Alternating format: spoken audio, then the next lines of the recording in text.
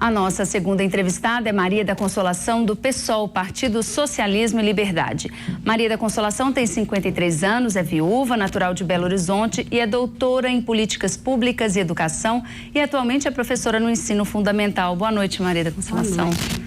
Então vamos começar primeiro colocando o nosso reloginho na tela e eu vou te fazer a primeira pergunta. Seu plano de governo está baseado na inclusão e na democratização de espaços públicos e de minorias, né? Os índios, os negros, a comunidade LGBT, como isso vai ser feito? Bom, primeiro dizer que hoje é um momento muito importante no país. Nós, mulheres que ocupamos as ruas em outubro, desde outubro do ano passado, na Primavera Lilás, conseguimos derrotar o Cunha. Ele está cassado, queremos que ele vá para a prisão e pague pelos crimes que ele cometeu. E queremos convidar as pessoas a ocuparem as ruas, fora Temer, porque esse governo golpista, sem votos, quer retirar nossos direitos, retirar os direitos trabalhistas, aumentar o tempo da aposentadoria, privatizar a saúde, a educação. E nós acreditamos que nesse momento das eleições municipais, quem for eleito para a prefeitura, e nós esperamos que a população, conhecendo as nossas propostas, concordando com as nossas ideias, nos dê a oportunidade de governar BH, vai ser uma prefeitura que tem que fazer a resistência contra o desmonte do Estado que está sendo apresentado. No nosso programa de governo, nós apresentamos a reflexão sobre a urgência da cidade incorporar a diversidade humana. Então, pensar a cidade para as crianças, os jovens, os adultos e os idosos, as pessoas que têm dificuldade de locomoção. Nós precisamos ter praças bem equipadas, não só no centro da cidade, mas em toda Belo Horizonte, também nos bairros afastados do centro. Precisamos ter os nossos parques bem equipados. Precisamos garantir que os nossos centros culturais, os espaços coletivos, eles tenham fácil acesso. É inadmissível que continuemos pensando somente na lógica da academia da cidade. Toda pracinha eu ponho aqueles equipamentos e eu não penso a pracinha do ponto de vista de uma criança, eu não penso a pracinha do ponto de vista de uma pessoa idosa com dificuldade de locomoção. Na sua primeira fala aí, né, a senhora falou da juventude, né? Seria a juventude o principal foco da sua administração, já que a juventude a gente vê mobilizada, né, engajada em tantos movimentos? Como a juventude vai ter espaço no seu governo? Então, no nosso programa de governo, o programa da Frente BH Socialista, construído com a participação de várias pessoas, e é uma reflexão atualizada do que apresentamos em 2012, nós consideramos que a juventude ela tem um papel fundamental, né? Nós não achamos que a juventude ou as crianças, elas são o futuro, elas já são o presente. Porque as pessoas às vezes tratam assim, o que você vai ser quando crescer? Você já existe nesse planeta, está nessa cidade, você precisa ter os seus direitos garantidos.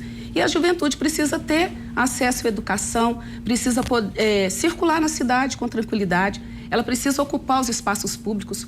Outro dia nós estávamos no nosso comitê, que é ali na Praça da Estação, discutindo política, e aí tinha um grupo de jovens que se reuniu para dançar, né, hip hop, para se encontrar, e aí chegou a polícia militar, chegou a guarda municipal, questionando por que eles estavam na praça. Então, a praça deve ser um lugar de encontro. Então, é pensar dessa ocupação do espaço público, pensar nessa transição da escola para o trabalho, então, pensar na política também de formação profissional, e pensar em algo que é muito sério. Nós ainda temos jovens e adultos que são analfabetos. É inadmissível que no século XXI nós tenhamos pessoas que ainda não têm o domínio da tecnologia da escrita.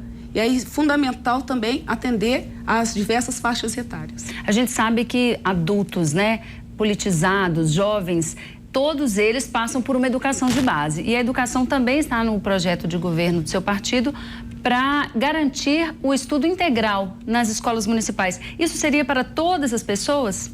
Então, todas as pessoas que precisam ter o tempo integral, né, e garantir uma educação que atenda às necessidades da população. Então, uma escola com qualidade é uma escola que atenda à diversidade humana, e aí nós defendemos a escola com liberdade.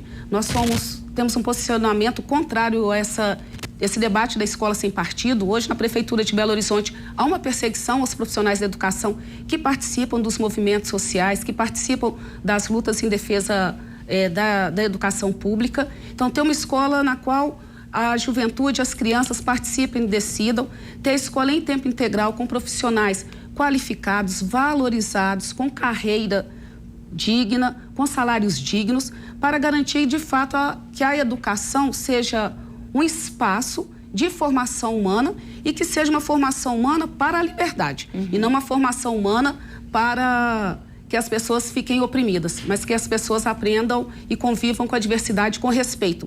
Por isso nós não gostamos muito do termo tolerância. Tolerar é suportar o outro. Nós precisamos respeitar as pessoas. Vamos falar de trabalho. O Brasil tem hoje 12 milhões de desempregados. Belo Horizonte está aí no meio desse bolo, engrossando essa estatística. E o seu plano de governo fala de economia criativa. Mas a gente ouve falar, mas pouco se sabe. Como seria isso na prática, né, para o eleitor de Belo Horizonte? Então, nós já temos experiências na cidade, né? O carnaval acontece à revelia do prefeito. Aliás, assim, com resistência, né? Enfrentando o atual prefeito que não quer deixar as coisas acontecer na cidade. Nós temos duelo de MCs, temos sarau, nós temos várias atividades da área da cultura que acontecem na cidade e que geram trabalho, emprego e renda para as pessoas. Nós temos um polo de moda em Belo Horizonte. Ele tem que ser valorizado, incentivado. Ele gera trabalho, emprego e renda. Nós temos uma experiência importante da Asmari, que os catadores e catadoras de papel, eles, inclusive, nos educaram. Né? Nós não temos coleta seletiva na cidade, mas aprendemos com essas pessoas a separar o lixo lá na porta. Então, esse trabalho tem que ser valorizado, dignificado, construir empresas populares, fazer a questão do tratamento do resíduo sólido para parar de disputarmos com Sabará ou Neves, para onde vai o resíduo sólido de Belo Horizonte. Então, são esses aspectos que nós estamos trabalhando no debate da economia criativa, aliada à questão da tecnologia. Investir em tecnologia, nós temos um parque tecnológico de investimento em Belo Horizonte através das nossas universidades, inclusive tecnologia de ponta, como a nanotecnologia, que podem possibilitar trabalho, emprego e renda para a população. Candidata, isso tudo é possível? Seria possível? Será possível sem a parceria do setor privado? Porque a senhora é contra qualquer tipo de parceria público-privada. Nós somos contrários a fazer investimento público. O que é a parceria público-privada hoje no Brasil? Eu trabalho numa escola que o prédio é parceria público-privado com a Odebrecht. Então, a Odebrecht, ela recebe dinheiro para fazer a manutenção da escola. Então, é recurso público que vai para uma empresa privada, ao invés de investir em novas escolas ou melhorar os equipamentos da escola. Nós não admitimos que os dinheiros dos nossos impostos sejam destinados a enriquecer as grandes empresas, né? Nós queremos que o dinheiro dos nossos impostos sejam utilizados para garantir serviços públicos de qualidade para toda a população. Isso nós temos um compromisso muito firme.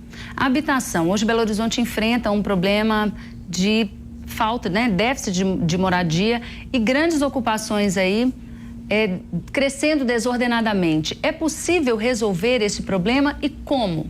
Olha, é possível sim. Nós temos feito na nossa campanha, as nossas candidaturas, inclusive a Câmara Municipal, tem feito uma ação que vai acontecer agora novamente, sábado, na parte da manhã, um rolezinho pela cidade. Nós temos muitos imóveis abandonados na cidade. E são imóveis abandonados pela especulação imobiliária. Então, esses imóveis têm que cumprir a função social. Então, tem que ter aluguel social. Se não estão pagando os impostos devidamente, tem que fazer a desapropriação desses imóveis para garantir que as pessoas tenham casa. É inadmissível ter casa vazia, né, casas sem gente e gente sem casa. Regularizar as nossas ocupações para que as pessoas tenham CEP. Né? Tem que ter água, tem que ter luz, tem que ter o CEP para ter o atendimento. Hoje a prefeitura não garante isso porque não quer garantir o atendimento à saúde e à educação. E nesse caso, os imóveis seriam públicos e privados? Imóveis públicos e privados. Vamos falar então do transporte. Vocês defendem a destarifação, né, do transporte. Isso também é possível, já que hoje existem empresas que dependem dessa verba, né, sem na verdade, entrar aqui na questão de valores, no meu caso. Mas isso é possível? Garantir um transporte público de qualidade para o cidadão de graça? Olha, o transporte não é de graça, nós pagamos impostos. Então, nós temos que fazer a cesta de impostos para garantir o transporte. É a mesma coisa da saúde e da educação. Não é gratuito. Nós pagamos os impostos, são transformados em atendimento.